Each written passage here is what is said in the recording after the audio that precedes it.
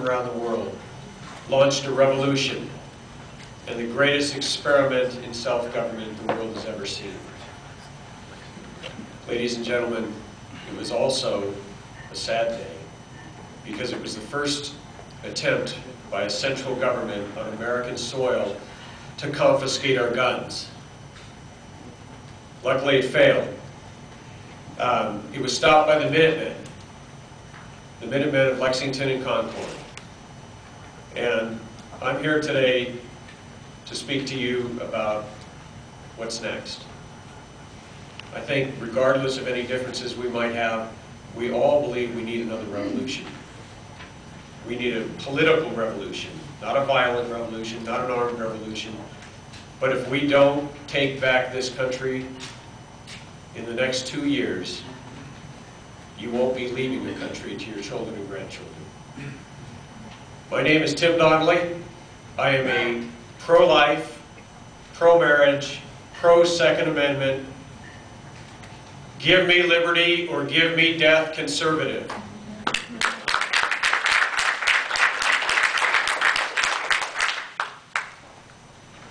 You've heard a lot about taxes, regulation, government intrusion into our lives, government trying to solve problems it has no business in, like global warming. This election isn't about any of those things. This election and every election in this state, every election in this country in 2010 is about whether or not we will live as free men and free women in the United States of America.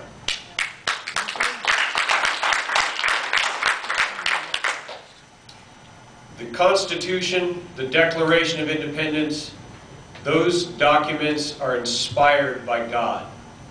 They are not written by a bunch of clever men. And that is why they are so powerful. And that is why to this day, they are the solution to our problem.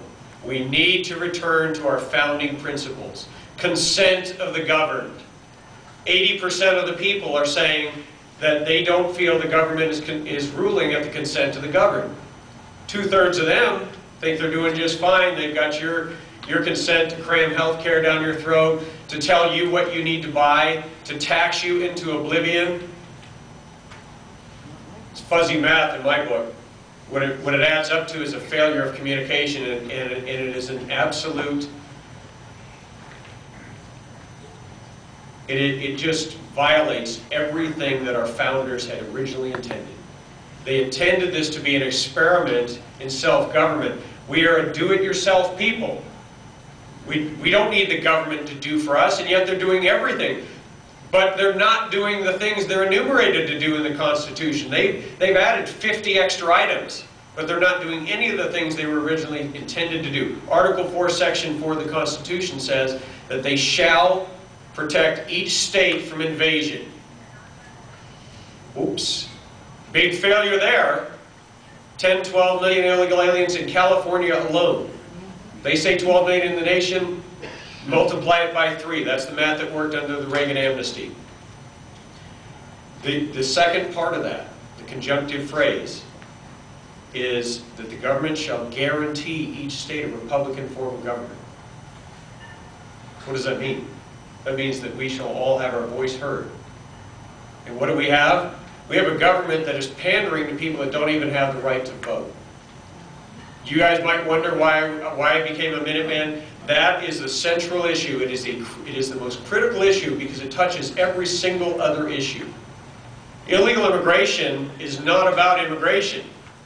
Immigration is a process whereby people come from other countries, they're invited here, they're accepted here, they're inspected, and they sacrifice for a long period of time to become Americans.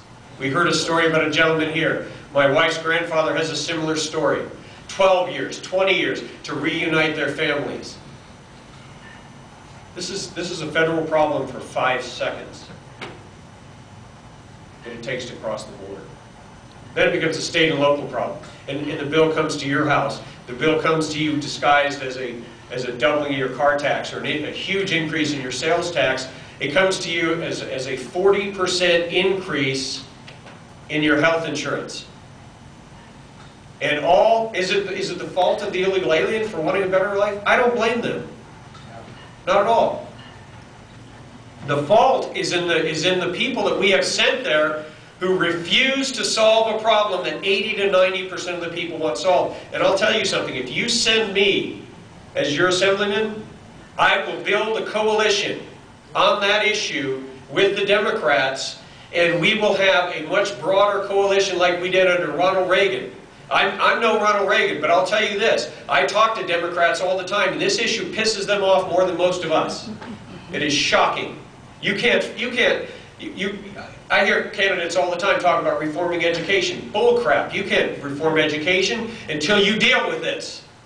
1/3 of our students in our schools are illegally here, and most of them don't speak the language. So you sacrifice the education of everyone else, and then we can't compete with China and the global economy. The communists have turned capitalists, and we're turning communists. Am I done? Just getting going.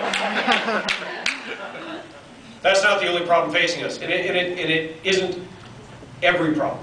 It affects every problem. We know that. I'm preaching to the choir now. 5 years ago, nobody could talk about this subject. 5 years ago, they called us racist, just like they're doing to the Tea Parties. How many people have ever been to a Tea Party? All right. Hear it. Jobs. Jobs is job number one. There's a guy named Sinclair in the 18th century, I can never remember his first name, but he said, if you seek a glimpse of the American soul, look into their work. We are what we do. Every single one of us knows someone who has lost a home, a job, hope. It's our moral obligation to restore their faith in God, in each other, and in our form of self-government. And the only way we can do that is we have to make a choice. It's a time of choosing. Are we going to send a politician who will pander to everyone? Or are we going to send a patriot who will sacrifice for the greater good? Thank you.